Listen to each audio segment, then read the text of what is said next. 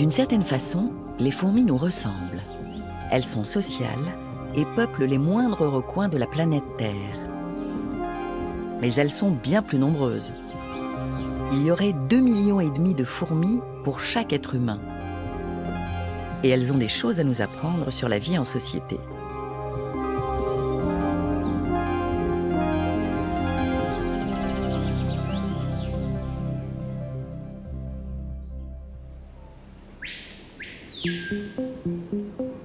La plupart des espèces de fourmis vivent dans la ceinture tropicale.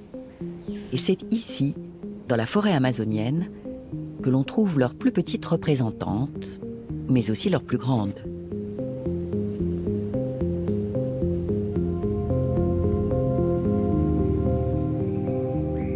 Au plus profond de la jungle, la plus redoutable des fourmis est partie en chasse.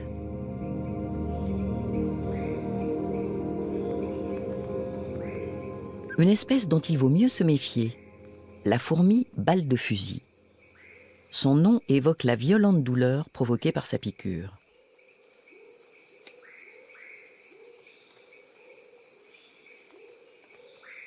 Grandes de 2 cm, les ouvrières de cette espèce géante partent seules à la chasse. Et en toute quiétude. Elles sont si fortes et résistantes qu'elles ont peu d'ennemis. Même le crapaud de l'escure préfère les laisser tranquilles.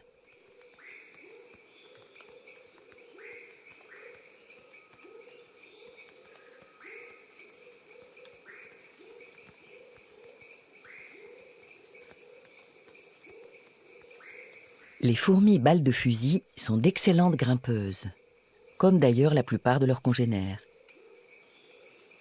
Depuis la cime des arbres, un enchevêtrement de lianes et de branches descend jusqu'au sol, et de là, un petit tronc d'arbre mène directement à la colonie souterraine.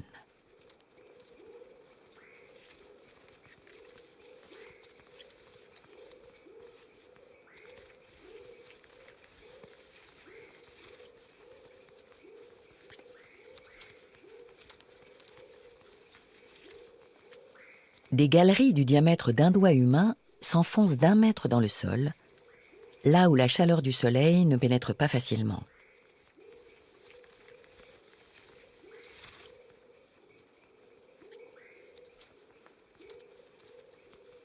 C'est ici, dans une chambre située au niveau des racines de l'arbre, qu'est installée la reine.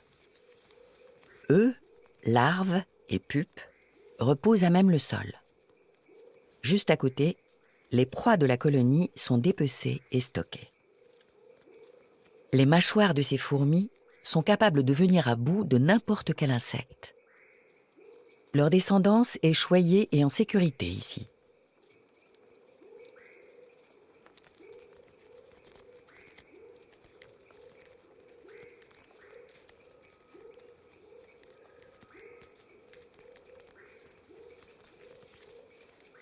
La prochaine chasse se prépare. Comme toujours, une ouvrière part devant, seule, prête à combattre pour sa colonie.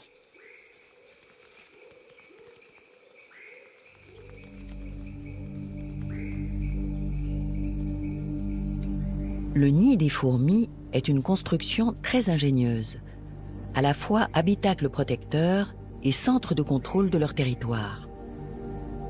Quelques 400 espèces de fourmis vivent dans cette forêt du bassin amazonien. Elles se partagent tout l'espace vital, du ventre de la terre jusqu'à la canopée.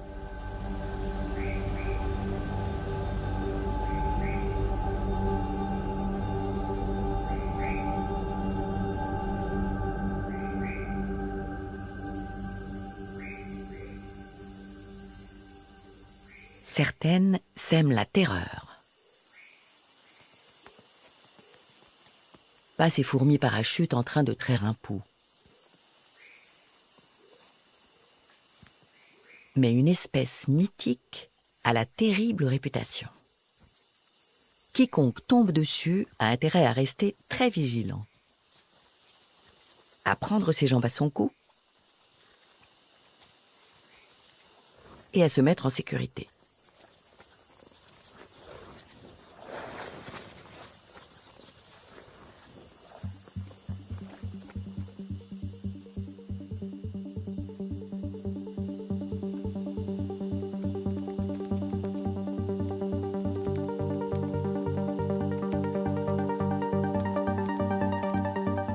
Ces petits insectes rouge-orangé très agités sont redoutés par la plupart des animaux de la forêt tropicale.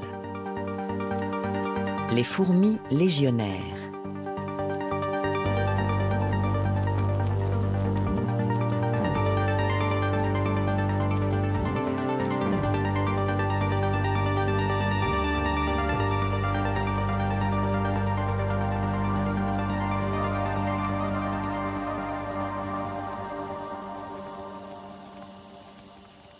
Quand elles apparaissent, c'est comme si une nappe grouillante et sans fin se déployait à travers la forêt.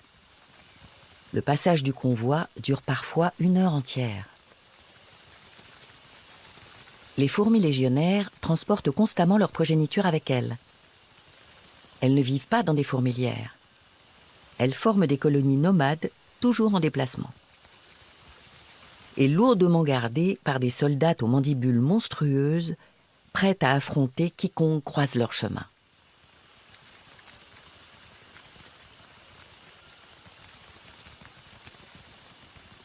Certains animaux recherchent pourtant la proximité des fourmis légionnaires.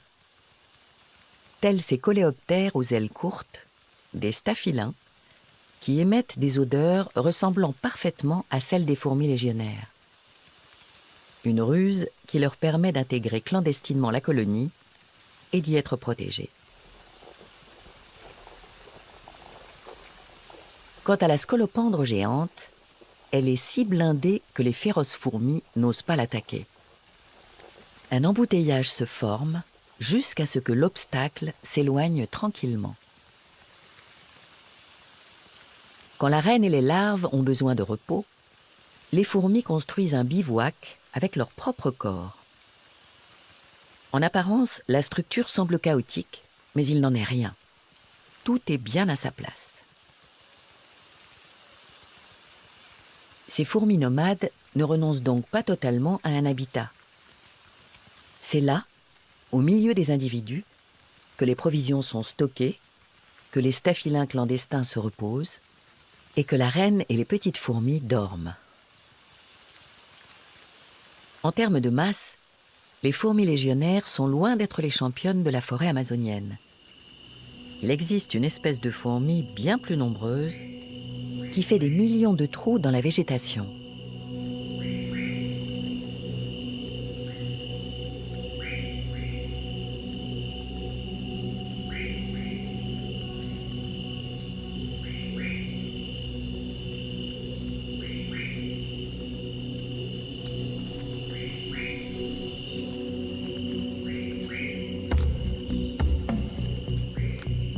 Les arbres de cette forêt ont doté leurs feuilles d'un goût amer, propre à dissuader les prédateurs.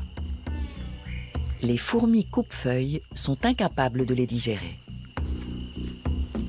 Et pourtant, que les feuilles aient des glandes, des poils ou même des épines, ces fourmis en découpent inlassablement des morceaux gros comme une pièce de 10 centimes.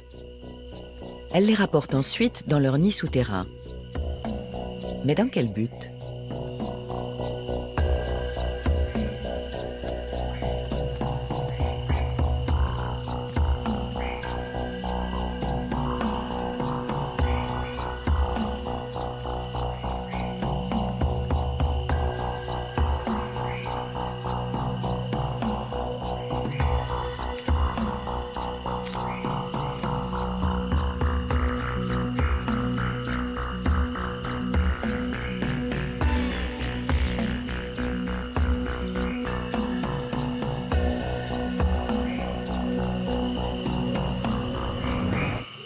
Les arbres sur lesquels les feuilles sont récoltées sont souvent éloignés de la fourmilière. Un énorme tapis roulant se déploie alors sur le sol de la forêt, sur lequel jusqu'à 100 kilos de feuilles sont convoyées chaque jour.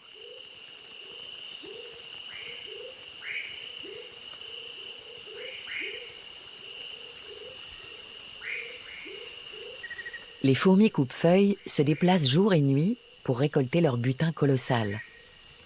Mais c'est surtout la nuit qu'elles sont particulièrement actives.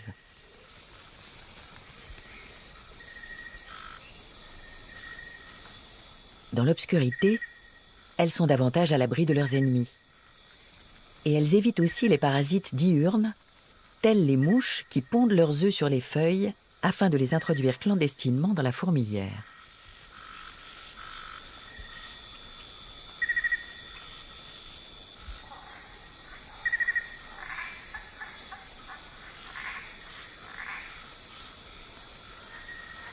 Leur convoi est une immense course d'obstacles, avec une lourde charge, souvent sur une centaine de mètres. Chaque morceau de feuille pèse la moitié du poids de la fourmi. C'est comme si nous transportions plusieurs packs d'eau sur la tête sur des kilomètres.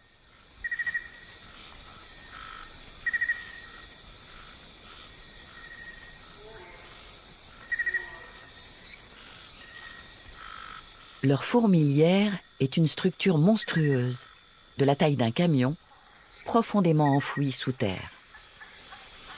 Semblables à des halls, les entrées sont situées sur des pentes, afin que la structure ne soit pas inondée, même en cas de fortes précipitations.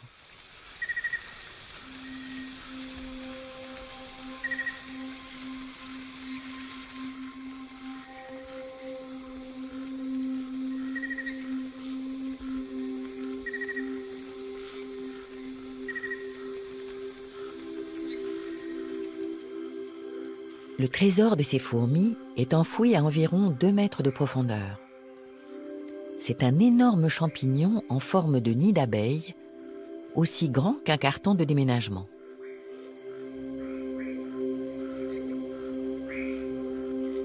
Et c'est à lui que sont destinés les végétaux récoltés par les fourmis. Coupés en morceaux de plus en plus petits et intégrés dans son réseau mycellaire, ils vont permettre sa croissance. Quel intérêt pour les fourmis ? Il se trouve que leur unique source de nourriture se situe dans les minuscules renflements riches en nutriments que produit le champignon. Ainsi, ces ingénieux insectes accueillent chez eux et alimentent un organisme étranger qui, en retour, nourrit toute la colonie. Dans cette relation symbiotique, les deux partenaires, le champignon et la fourmi, dépendent l'un de l'autre pour vivre.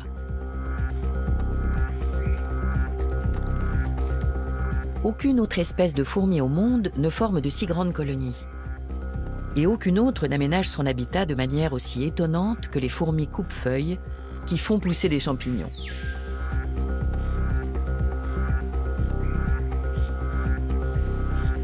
Ces championnes de la forêt amazonienne ne sont cependant pas les seules cultivatrices à 6 pattes.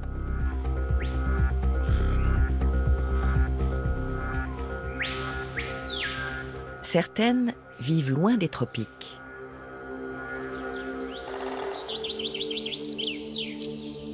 En plein cœur de l'Europe, des fourmis grimpent aussi aux arbres pour récolter de la nourriture pour leurs champignons. Les fourmis noires des bois élèvent et traient des troupeaux de pucerons. Il leur suffit de tapoter l'abdomen de leur bétail avec les antennes pour qu'ils libèrent le précieux miella.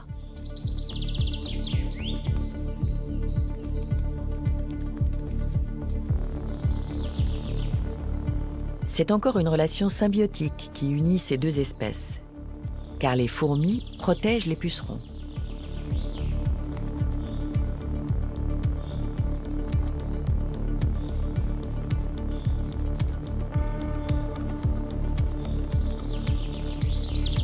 L'estomac plein et l'abdomen gonflé, les fourmis noires des bois redescendent vers le sol.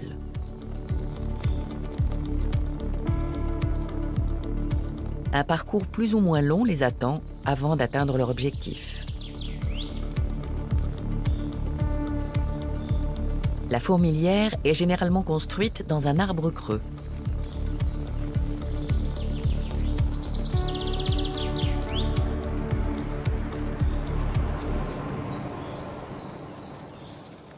Les fourmis noires des bois y ont enfoui leur secret. Un tissu alvéolé de la taille d'un ballon de football. Un labyrinthe aux 1000 couloirs et aux innombrables chambres pour stocker tout ce dont la colonie a besoin.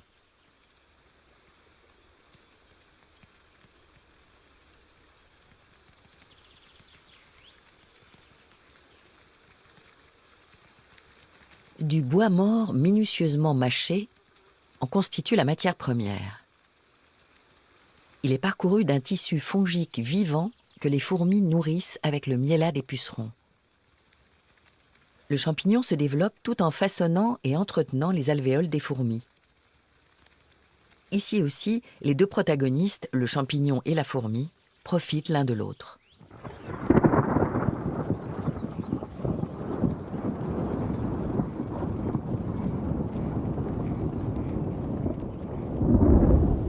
Près de 200 espèces de fourmis vivent au cœur de l'Europe. Et chacune d'entre elles a su développer des capacités qui lui sont propres.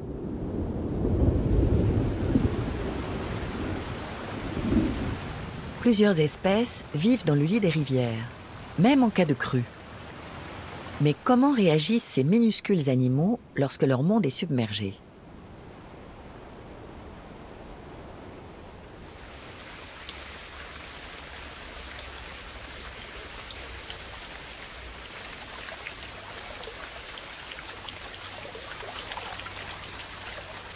Les fourmis rouges savent très vite si leur nid enfoui dans le sol risque d'être inondé. Elles se dépêchent alors de remonter à la surface en emportant la reine, les œufs et les larves qu'elles placent à l'abri entre elles. Et elles se cramponnent l'une à l'autre. Chaque ouvrière est capable de rester plusieurs heures sous l'eau jusqu'à ce qu'une autre prenne sa place. Cela leur permet de tenir longtemps, quelle que soit la durée du mauvais temps. La communauté sauve les individus.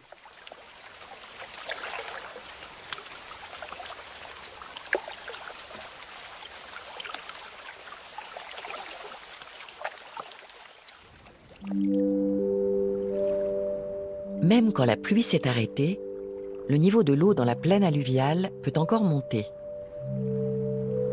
C'est le cas quand le cours supérieur du fleuve continue de se déverser dans la plaine.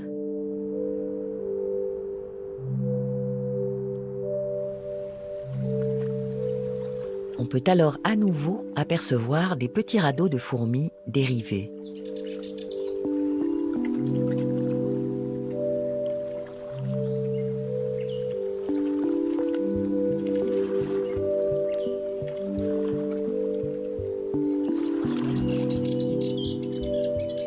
Jusqu'à ce que les fourmis rouges accostent quelque part et débarquent, du moins temporairement, pour se remettre de leur odyssée.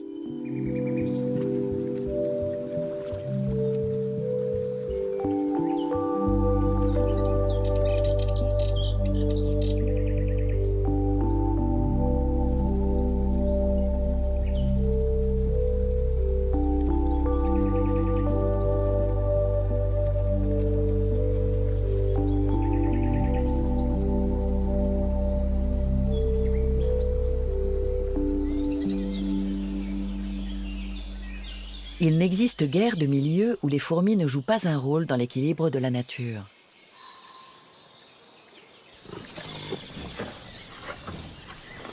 Cet ancien terrain militaire abrite aujourd'hui des bisons d'Europe. Son sol est sablonneux et dénudé en de nombreux endroits. Le grand troupeau de ruminants maintient la zone ouverte, ce qui profite à de nombreuses espèces, notamment celles qui aiment la chaleur.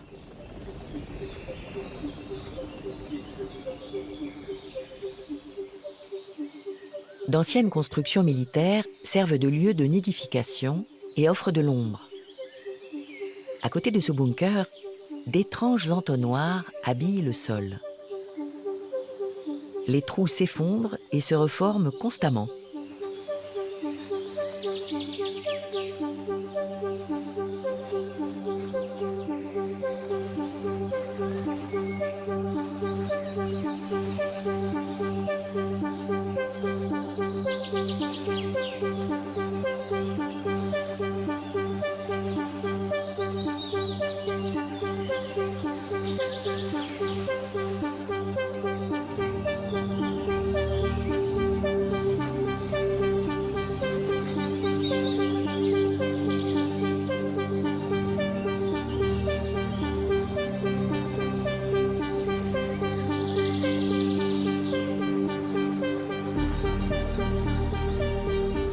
L'architecte en est le fourmilion, un prédateur embusqué au fond de chaque entonnoir.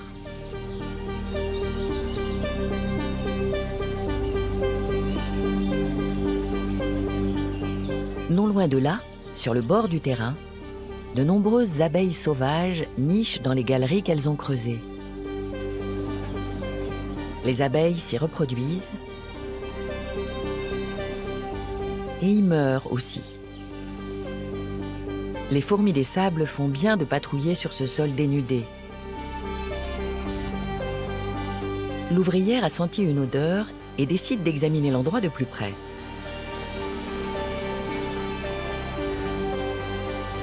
Cela n'échappe pas aux fourmilions.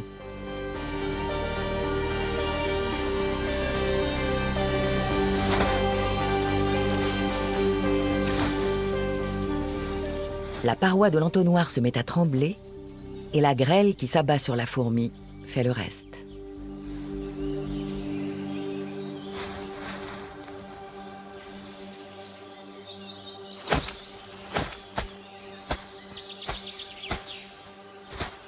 Aucune échappatoire possible pour la fourmi des sables.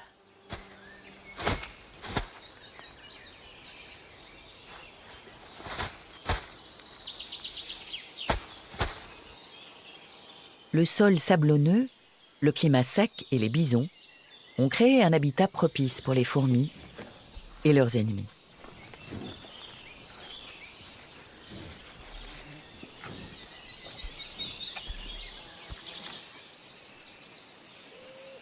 Au-delà du territoire des bisons se trouve une forêt. Une fois encore, des fourmis profitent de la présence de grands colocataires.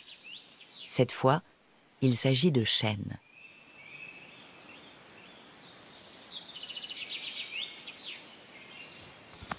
À la fin de l'été, les glands tombent des arbres. Certains de ces fruits intéressent vivement les fourmis Leptothorax.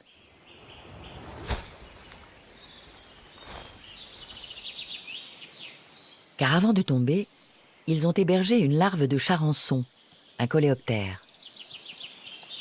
Les fourmis profitent de la cavité désormais vide. Elles sont minuscules en comparaison de la plupart des autres espèces européennes.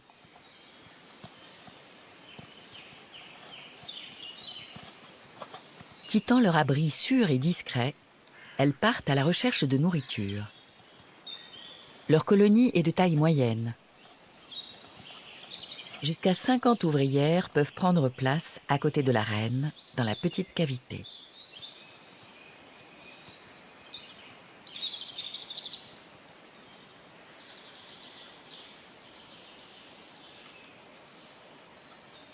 Le miel sucré des pucerons qui se nourrissent de la sève des arbres leur fournit de l'énergie.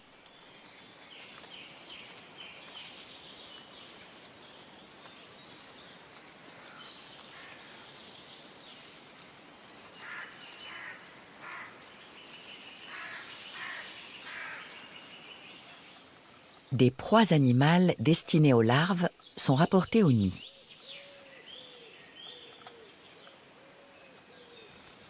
Les plus grosses sont découpées sur place.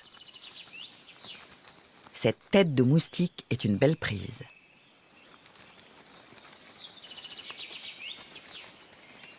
L'abdomen est plus dur à découper.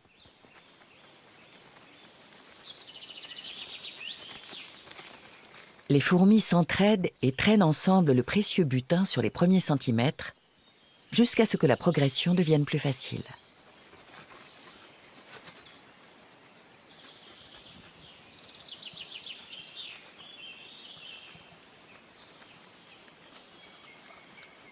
Le moustique finit par rejoindre le garde-manger. Il nourrira la colonie pendant une semaine.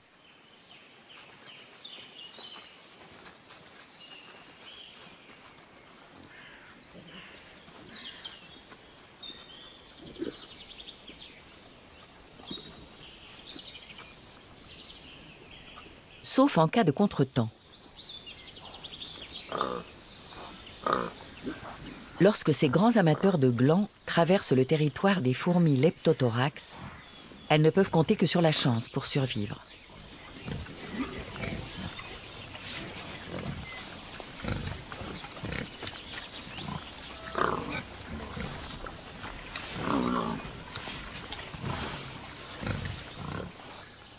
Les sangliers ne sont pas les seuls à s'intéresser aux glands.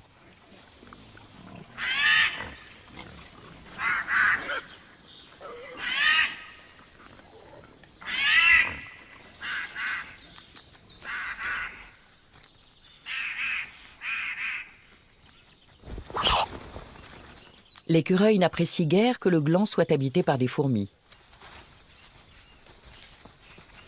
Le jet des chênes se rend rapidement compte qu'un fruit inoccupé serait sans doute préférable.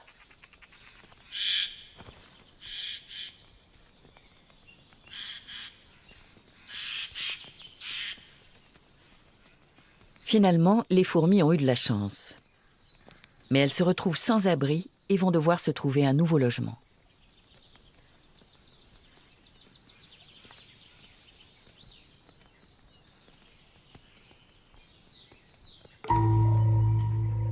Les fourmis aiment bien s'installer chez les autres. Cependant, le degré d'adaptation que l'on trouve ici est inégalé. Une colonie de fourmis portes vit à l'intérieur d'une gale du chêne, une excroissance où des guêpes ont grandi. À leur tête, une reine, reconnaissable à son énorme abdomen.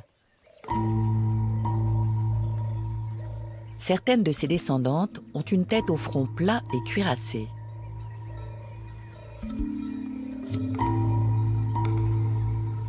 Ces soldates ont une mission très particulière.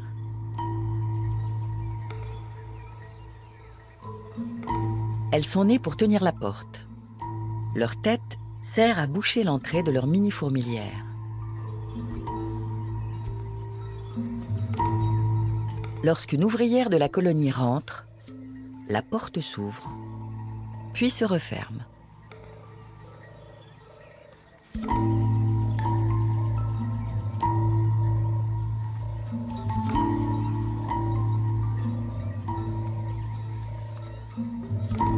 De même, quand une autre souhaite sortir, la gardienne s'écarte, puis rebouche l'ouverture avec sa tête.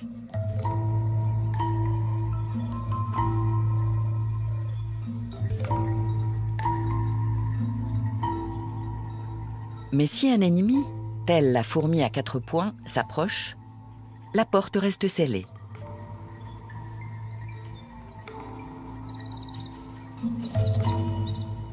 Les guêpes, les gales et les fourmis portent. C'est un ménage à 3.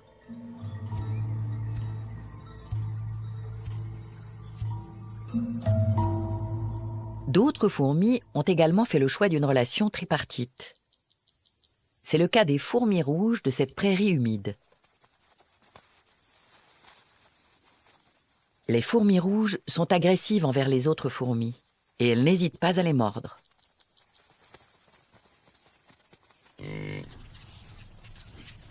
Des buffles paissent tranquillement dans la prairie.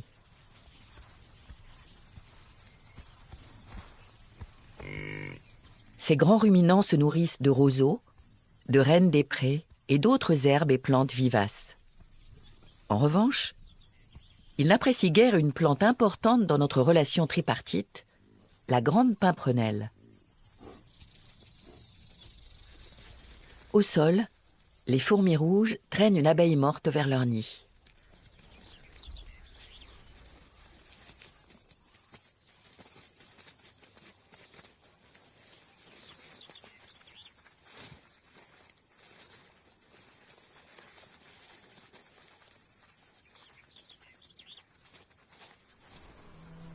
Sur les fleurs de la grande pimprenelle, 2 représentants d'un papillon rare s'accouplent et prennent le soleil.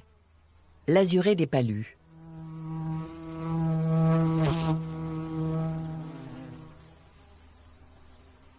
Le papillon ne peut pas vivre sans la pimprenelle, et pas uniquement parce qu'il aime son nectar.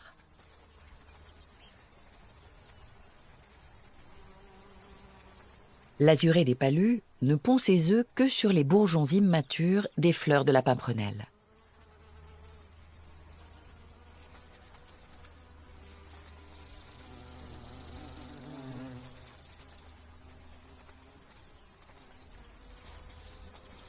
Plus bas, les fourmis rouges partent à la chasse. En haut, de plus en plus d'œufs de papillons sont collés aux fleurs.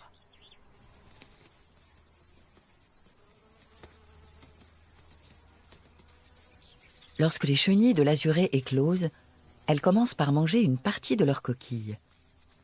Ensuite, elles disparaissent à l'intérieur de la fleur. Elles prennent sa couleur et se nourrissent de l'inflorescence pendant environ 15 jours.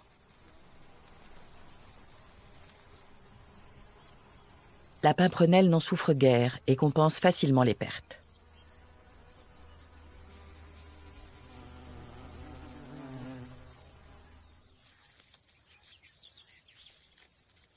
Après 2 semaines de parasitage, les chenilles fabriquent un fil pour descendre et rejoindre le sol. Les fourmis attendent déjà. Généralement, le fil ne tarde pas à se rompre. Et les chenilles de l'azurée des palus atterrissent sans ménagement sur un sol heureusement mou, au milieu du terrain de chasse des fourmis rouges. L'odeur guide les petites chasseuses vers la chenille.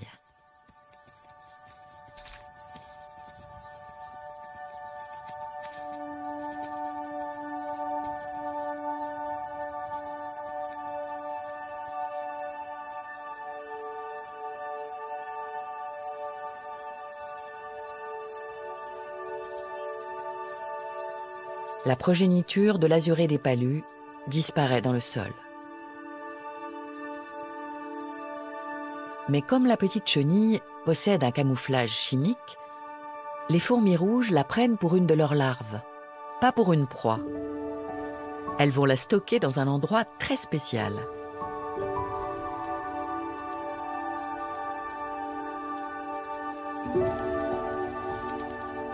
Leur pouponnière.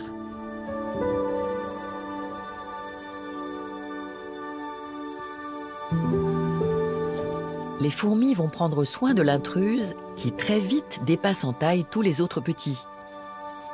Au fil des mois, elles mangent une partie des larves de fourmis sans être inquiétées.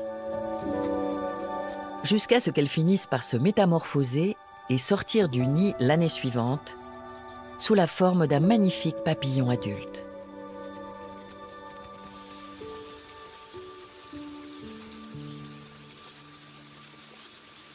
Mais les fourmis ne sont pas toujours des victimes.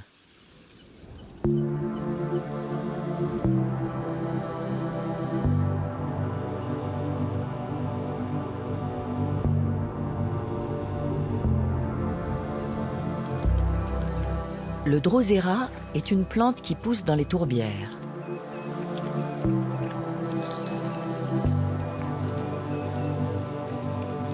Le sol de la tourbière étant pauvre en éléments nutritifs, le drosera recourt aussi à l'alimentation carnée pour se nourrir.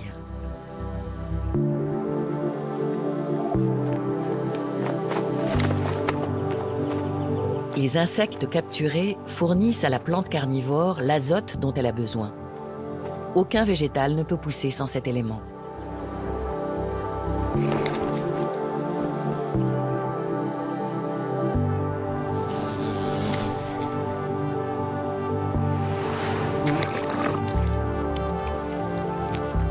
Après avoir emprisonné l'insecte, le drosera libère des enzymes qui le digèrent, puis la plante absorbe le produit de cette digestion.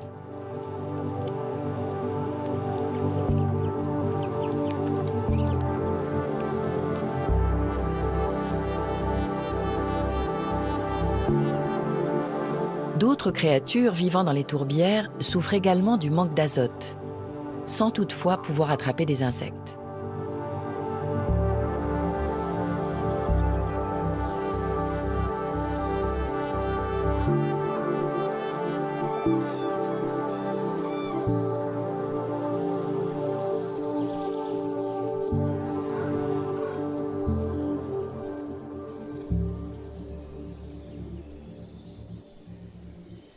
Les fourmis des tourbières n'ont pratiquement pas de concurrence ici. L'humidité ne les dérange pas.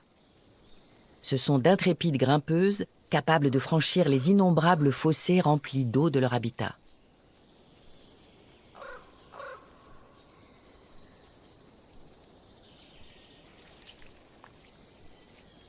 Les fourmis des tourbières chassent très peu elles-mêmes.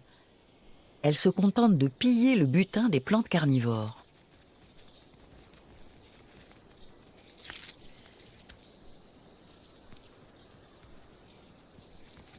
les 3/4 des proies capturées par le Drosera finissent dans la gueule des fourmis.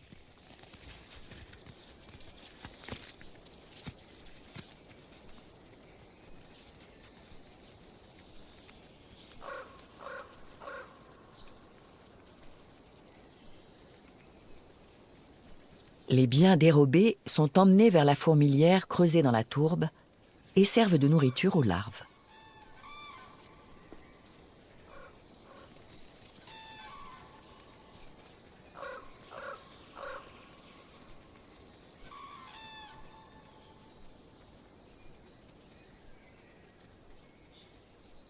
En règle générale, les fourmis ne sont pas des adversaires, mais des alliés des plantes. Au-delà du marais, dans cette forêt de conifères, pousse une plante discrète, produisant de petites fleurs jaunes qui deviennent de longues gousses pleines de graines. La grande kélidoine. Lorsque ces graines arrivent à maturité, les gousses éclatent et dispersent leur contenu aux 4 vents. Ces graines possèdent un appendice blanc qui n'a qu'une seule fonction, attirer les fourmis. Les insectes vont transporter le butin à travers la forêt et se contenteront ensuite d'en manger l'appendice, laissant la graine intacte. C'est ainsi que les fourmis ressèment la grande kélidoine dans la forêt. Et cette astuce est utilisée par de nombreuses plantes locales, y compris dans ce pâturage bosselé.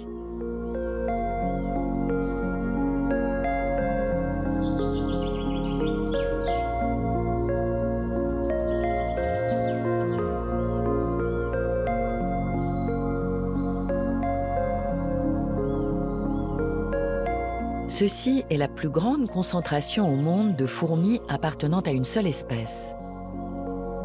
Plus de 150 millions d'ouvrières vivent serrées les unes contre les autres dans quelques 7000 fourmilières. Cela se passe en Europe.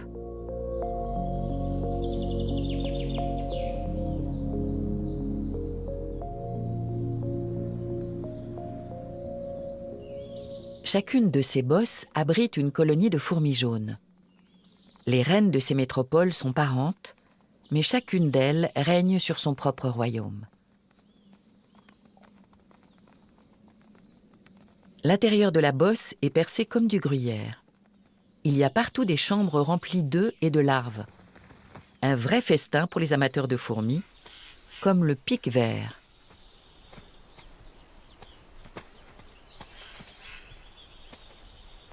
Le jet des chênes s'intéresse lui aussi à ce fourmillement. Les innombrables pâturages d'autrefois abritaient partout des colonies de fourmis jaunes. Mais cette source de protéines est devenue rare.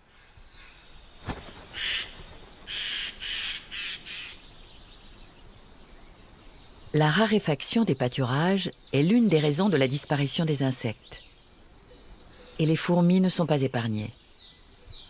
Pourtant, elles jouent un rôle fondamental, et pas seulement dans la propagation des plantes. Les fourmis sont indispensables, même quand on s'y attend le moins.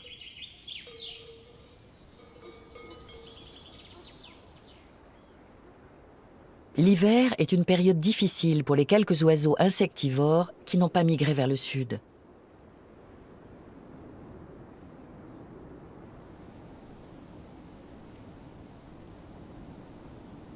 Mais pas pour le pic-vert.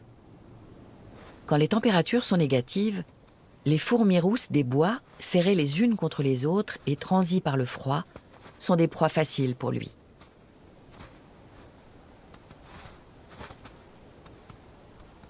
Il lui suffit de creuser un tunnel au cœur de la fourmilière pour manger à satiété.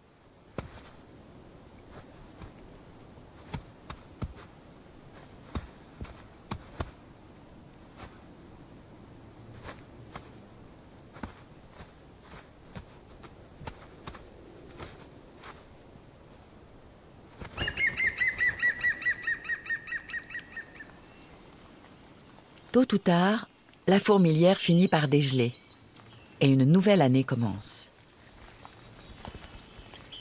Les séquelles des incursions hivernales du pic-vert sont visibles sur le nid des fourmis rousses des bois. Elles doivent maintenant réparer les dégâts au plus vite. Les insectes sortent par les entrées principales et secondaires de la colonie, encore tout engourdis et incapables de travailler. Il faut d'abord s'étirer et reprendre des forces.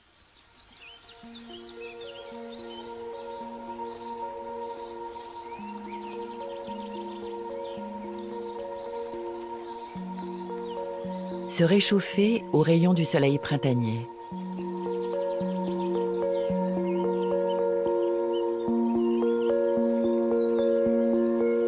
Par milliers, comme un tapis qui suivrait la course du soleil.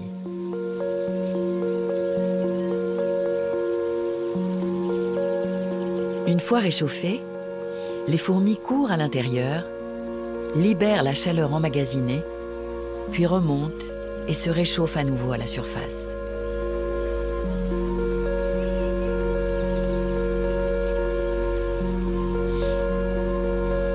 Les fourmis existent depuis plus de 100 millions d'années. Elles se sont imposées dans leur environnement grâce à leur ingéniosité. Elles vivent avec succès dans des structures sociales strictement organisées. Un modèle qui fascine autant qu'il inspire. Même si les fourmis nous semblent intelligentes lorsqu'elles transportent des boulettes de résine dans leur nid en guise de médicaments, elles ne font que suivre leur instinct.